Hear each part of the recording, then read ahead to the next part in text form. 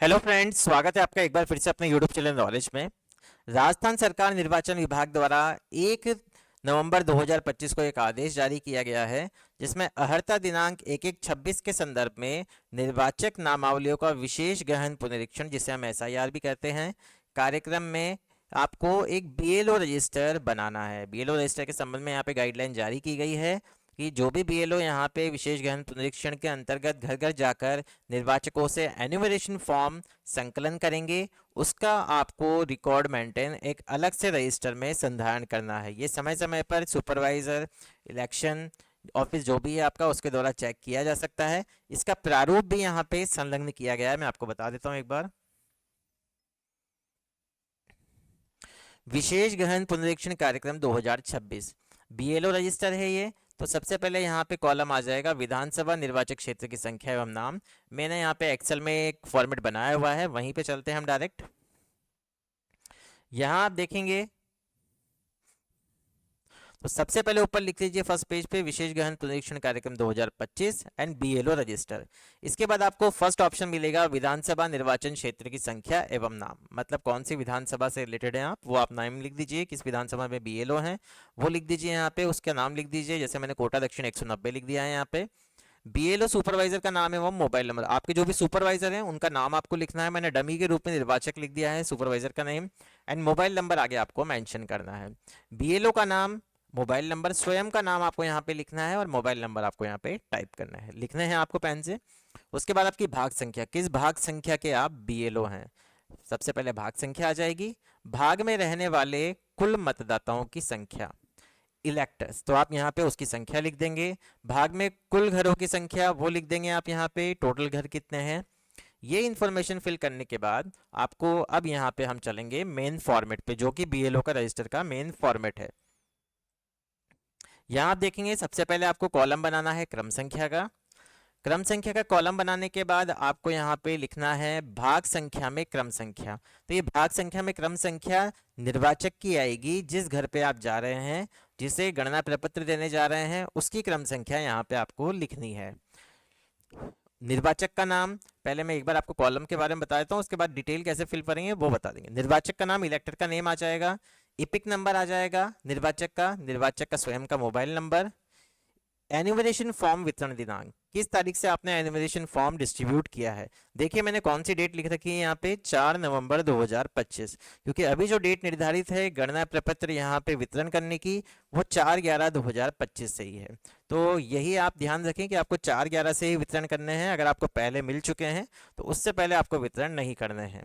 EF प्राप्ति हस्ताक्षर same date की होनी चाहिए, क्योंकि आपने वितरित कर दिए तो आपको हैंड टू हैंड सिग्नेचर उससे करवाने हैं। तो यहाँ पे आपको हस्ताक्षर करवा लीजिए और डेट डाल दीजिए, यहाँ पे सिग्नेचर के साथ डेट डाल दीजिए और सिग्नेचर करवा लीजिए उससे।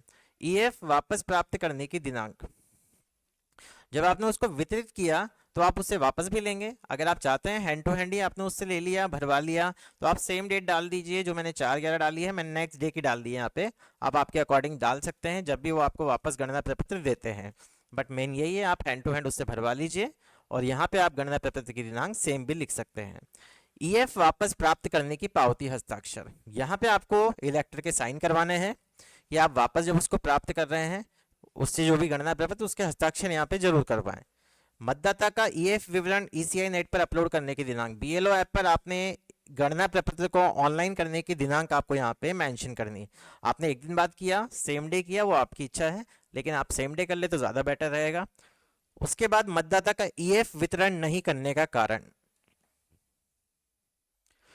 मतदाता को आप ईएफ वितरण नहीं कर पाए, उसके 4 कारण यहाँ पे इलेक्शन कमीशन ने निर्धारित किए हैं। या तो जो भी निर्वाचक है, मतदाता है, उसकी मृत्यु हो गई है, वो यहाँ से स्थानांतरित होकर कहीं और चला गया है, अनुपस्थित है, आप उसके यहाँ 3 बार गए, 4 बार गए, 5 बार गए, नहीं मिला तो उसको अनुपस्थित में शो कर दीजिए यहाँ पे।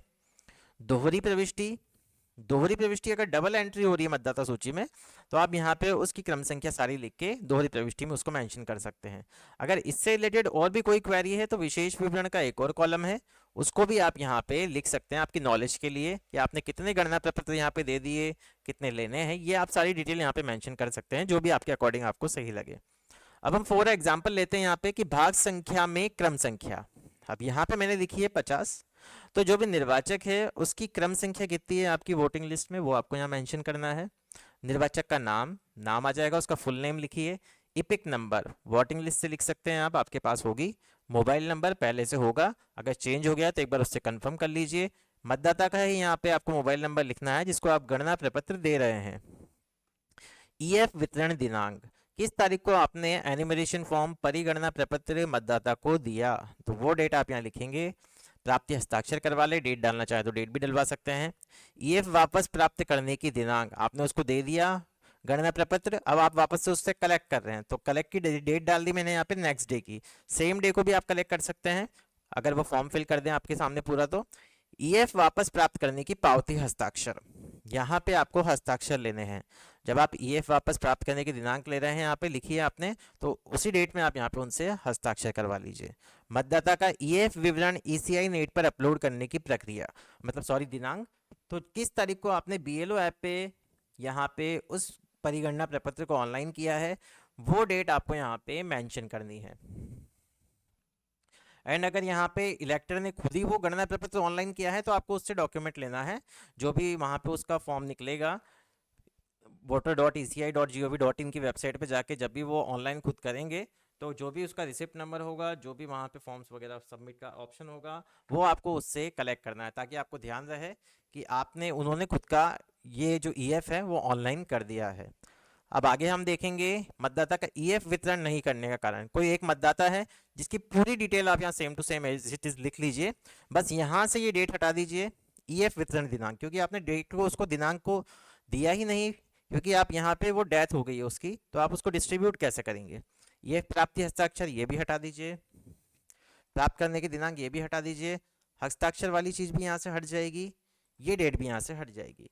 यहाँ पे सिर्फ उनका क्रम संख्या आ जाएगी, नेम आ जाएगा, एपिक नंबर आ जाएगा, मोबाइल नंबर आप किसी भी घर वालों का डाल सकते हैं, और यहाँ पे रीजन में आ जाएगा वितरण नहीं करने का कारण उनकी डेथ हो गई, स्थानांतरित हो गए तो वो लिख दीजिए, अनुपस्थित है तो वो लिख दीजिए, दोहरी प्रविष्टि है तो वो लिख सकते हैं। तो ये बीएलओ रजिस्टर का सिंपल सा प्रारूप है जिसके बारे में हमने आज बात करी है।